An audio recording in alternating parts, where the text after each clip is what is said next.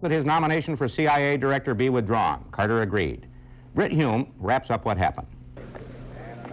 As Sorenson arrived at the hearing, there was no hint he would do other than try to save his nomination with a strong rebuttal to charges he had misused classified material.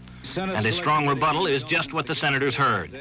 My handling of classified information was at all times in accordance with the then existing laws, regulations, and practices. Sorenson did acknowledge that what he called legitimate questions had been raised concerning his experience and philosophy, but he strongly defended these as well. So it came as a shock when at the end of his 10-page prepared statement, Sorenson paused briefly, then announced his withdrawal.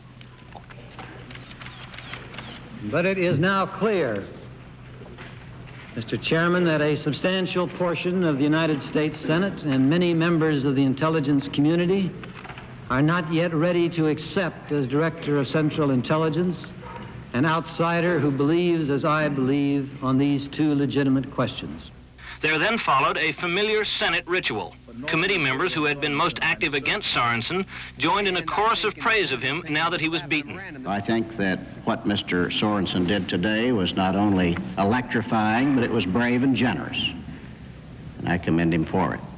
Sorenson was unemotional throughout, but as he stood to leave with reporters swarming and jostling around him, he allowed his feelings to surface in one parting shot. What would you recommend? Well, I think it's clear from the statements delivered by the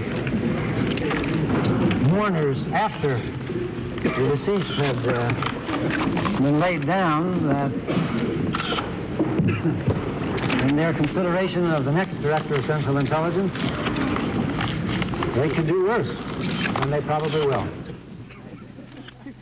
Britt Hume, ABC News, Washington. This is Sam Donaldson in Plains, Georgia.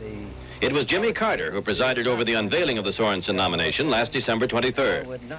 But it fell to Press Secretary Jody Powell to close the curtain on it today in Carter's name. Ted Sorenson's action was characteristically generous and unselfish, designed to spare the administration and the country the effects of a divisive and emotional controversy. I deeply regret this situation. The administration and the intelligence community have lost the services of an extremely intelligent and dedicated man. Powell said Carter talked to key senators over the weekend who told him it looked bad. And he talked to Sorenson yesterday, the two agreeing that withdrawal was a likely possibility. But the decision to do that wasn't made until this morning.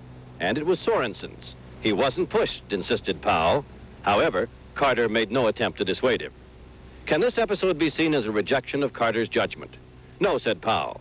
Carter is a grown man, and things haven't always worked out the way he wanted.